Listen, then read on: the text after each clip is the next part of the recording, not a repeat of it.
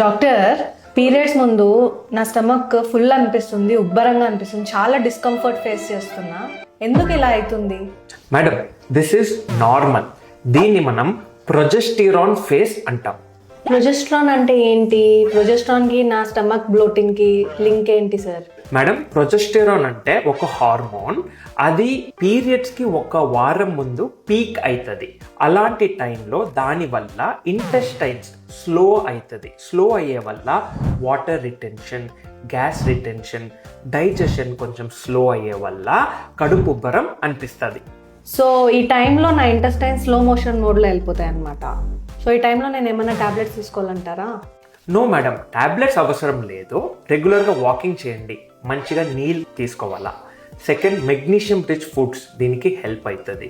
ఎక్కువ gas farming foods avoid చేయాల్సింది వస్తుంది. దీనికి సెపరేట్గా టాబ్లెట్స్ అవసరం లేదు.